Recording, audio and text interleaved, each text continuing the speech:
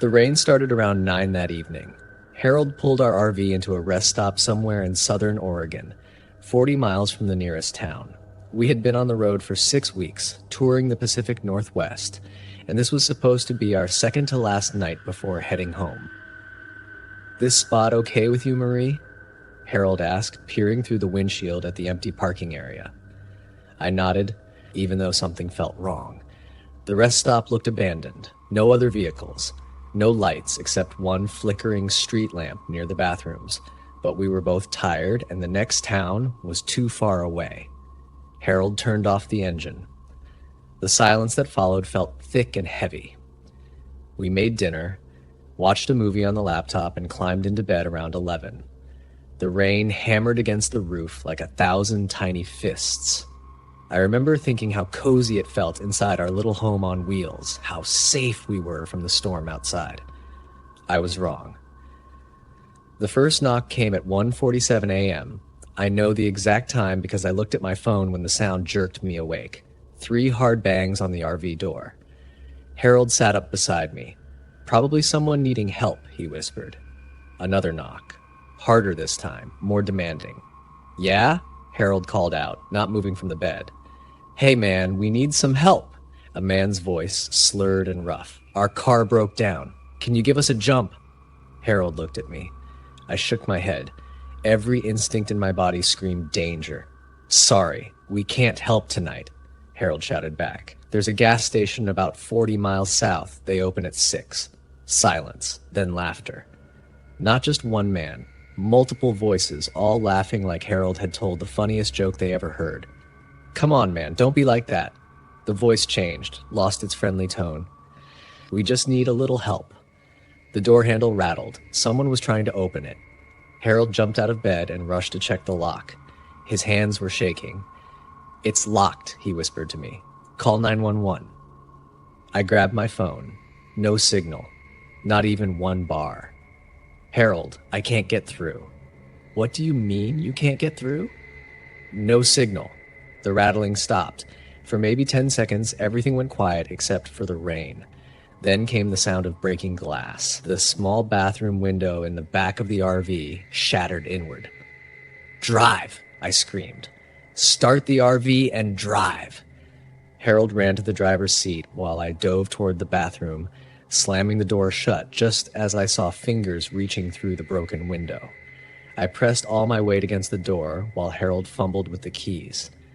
The engine wouldn't start. "Come on, come on!" Harold was turning the key over and over, but the RV just made a grinding noise. Something hit the side of our RV. Hard. The whole vehicle rocked. Then another hit. They were using something heavy, maybe a bat or a pipe. I heard more glass breaking, the living room window this time. "They're coming in." I couldn't hold the bathroom door anymore. Someone was pushing from the other side, and they were stronger than me. Harold left the driver's seat and grabbed a flashlight, the big metal one we kept for emergencies. It was the only weapon we had. The bathroom door burst open. A man stumbled through, skinny with wild eyes and cuts on his arms from the broken glass. The smell of alcohol rolled off him like a wave. Harold swung the flashlight. It connected with the man's shoulder. The man barely seemed to notice. He lunged at Harold, and they both crashed into the kitchen area.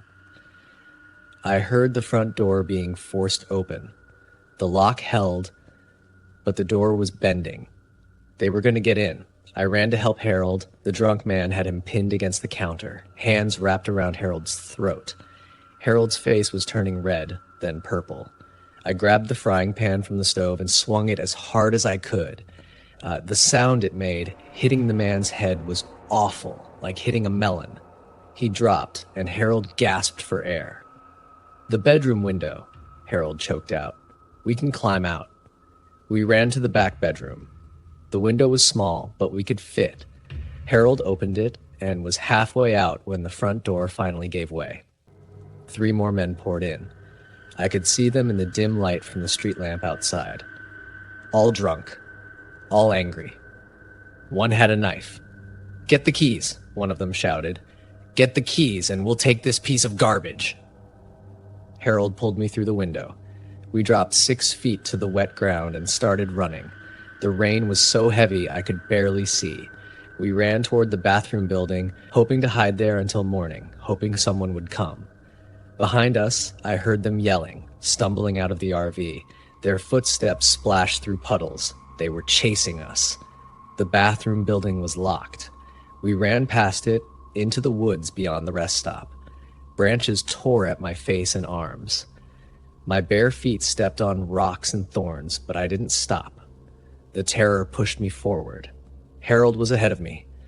"Marie, keep up!" I tripped over a root and went down hard. Pain shot through my knee.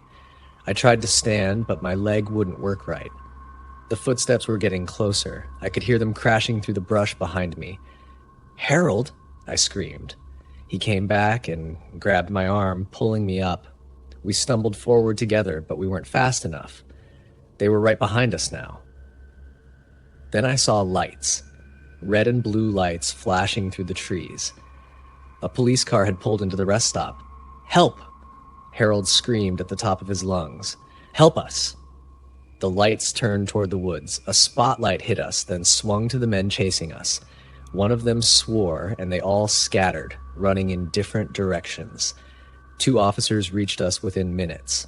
One was a woman, maybe 30, with kind eyes. "Are you hurt? What happened?" Harold could barely speak. His throat was bruised where the man had choked him. I tried to explain, the words tumbling out too fast, but she understood enough. The officers called for backup. Within an hour, the rest stop was full of police cars.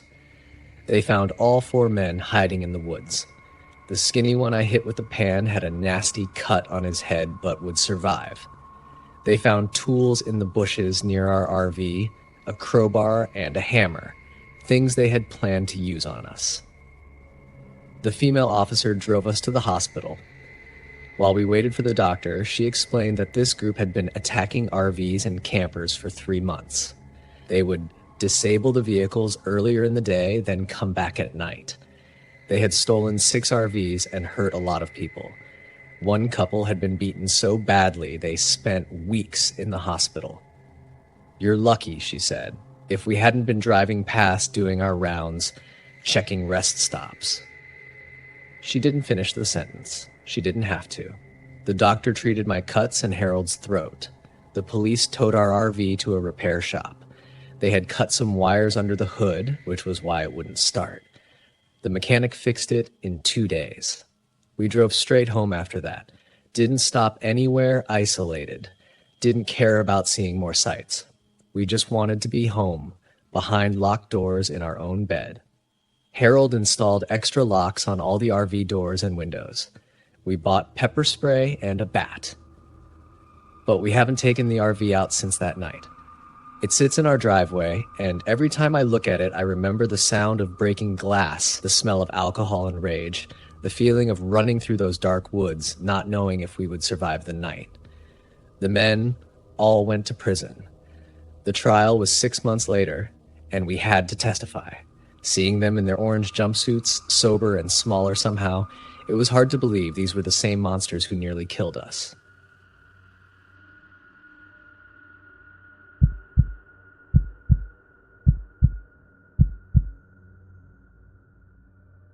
I should have trusted my gut when Alfred invited me to his uncle's cabin, but I was new in town, lonely, and desperate for friends.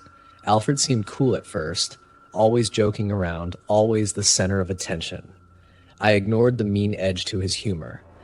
I ignored how his eyes went cold when he didn't get his way. "It'll be fun," Alfred promised. "Just you, me, Mark, and Earl. No parents. Total freedom." I packed my bag that Friday, my stomach twisting with excitement and something else. Something that felt like warning. The cabin sat deep in the woods, miles from the nearest road. As we pulled up the gravel driveway, I noticed there were no other houses around. No neighbors. No one to hear anything. "Pretty isolated, huh?" Mark laughed, slapping my shoulder too hard.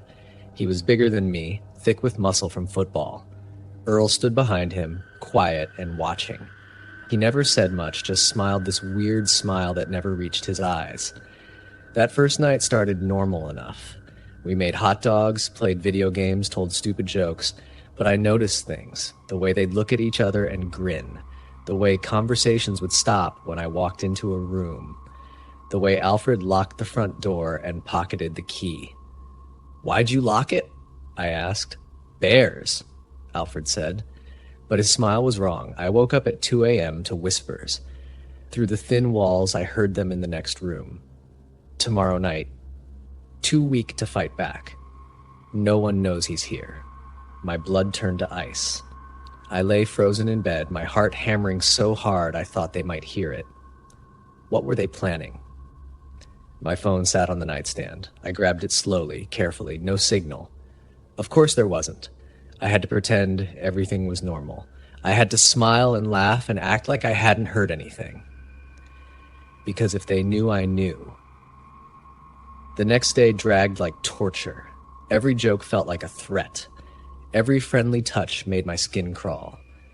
We hiked to a waterfall, and I kept thinking how easy it would be to push someone off these rocks, how the water would hide the evidence, how my parents thought I was at Alfred's house in town, not out here where no one could find me.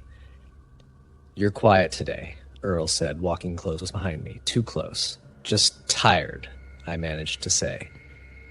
That afternoon, Alfred suggested we play a game. "Hide and seek," he said, "but extreme, in the woods. Once you're found, you're out. Last person wins." "It's getting dark," I said. "That's what makes it fun." Alfred's eyes glittered. "You're not scared, are you?"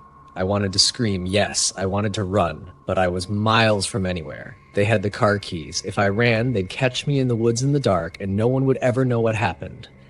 "I'll count," Mark volunteered. "You three hide."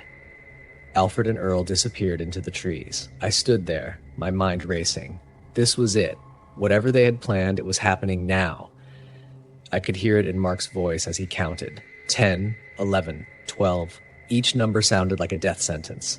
I ran. Not to hide, to survive. I pushed through branches that tore at my face and arms. Behind me, Mark stopped counting. "Ready or not!" The way he yelled it made my stomach drop. This wasn't a game. I could hear them now. All three of them.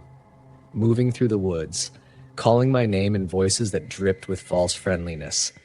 "Come on out, we just want to talk." "Don't make this harder than it needs to be." I squeezed into a hollow beneath a fallen tree, covering myself with leaves, trying not to breathe, not to sob, not to make any sound. They were close now, so close. "He couldn't have gone far," Alfred said, standing 10 feet from my hiding spot. "Probably crying somewhere." "What are we really going to do to him?" That was Earl, and he sounded uncertain. "What we talked about," Alfred snapped. "Teach him a lesson he won't forget. Show him what happens when you snitch." My mind reeled. Snitch? About what? Then I remembered. Last week at school, I told a teacher about Alfred cheating on a test. Just casual conversation. I didn't know. "My uncle used to bring people out here," Alfred continued. "Said the woods keep secrets real good." Terror gave way to something else. Rage. Pure, burning rage. These psychos brought me out here to hurt me, maybe kill me over a stupid test. My fear transformed into something sharp and focused. I waited until they moved past. Then I circled back toward the cabin, moving silently, using every nature documentary trick I'd ever learned. My hands found a thick branch, heavy, solid. The cabin was empty. I moved fast. I found the car keys in Alfred's jacket. I found Mark's phone. It had signal from the cabin porch. I dialed 911. "Help," I whispered. "I'm at a cabin in Jefferson Woods. 3 boys are trying to hurt me. They're hunting me in the woods right now. Please hurry." The operator kept me on the line. Told me to hide. Told me help was coming.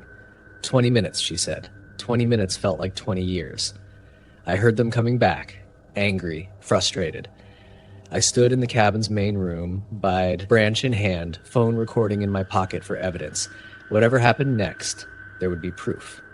The door burst open. All 3 of them stopped when they saw me. "Going somewhere?" Alfred asked, noticing his car keys in my hand. "Police are coming," I said quietly. "I called them. They're 5 minutes away." Alfred's face went white, then red. "You little..." He lunged. I swung the branch.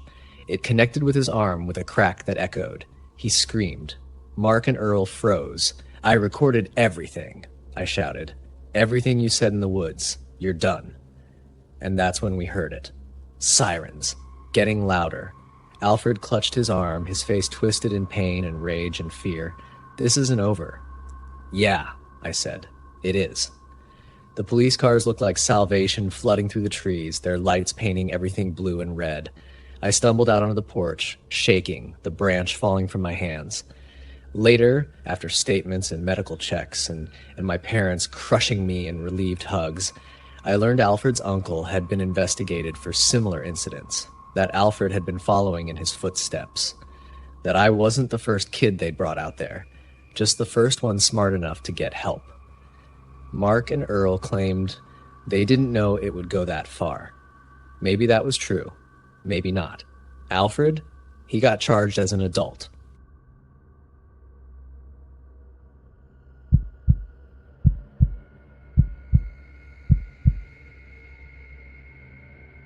I should have left the first time she threw the coffee mug at my head. It missed by inches and exploded against the kitchen wall. Brown liquid dripped down like dried blood. Evie stood there, chest heaving, eyes wild with something I didn't recognize. Something that wasn't quite human. "I'm sorry," she whispered, her voice suddenly soft. "Baby, I'm so sorry. I don't know what came over me." I believed her.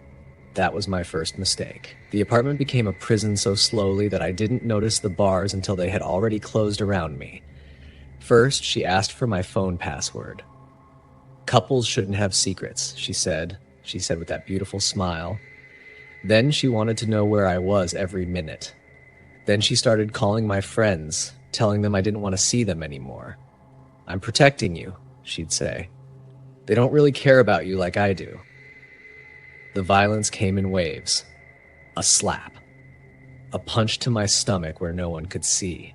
She'd grab my throat and squeeze until I saw stars dancing in my vision. Once she held a knife to my chest while I slept, and I woke up to cold steel pressing against my skin.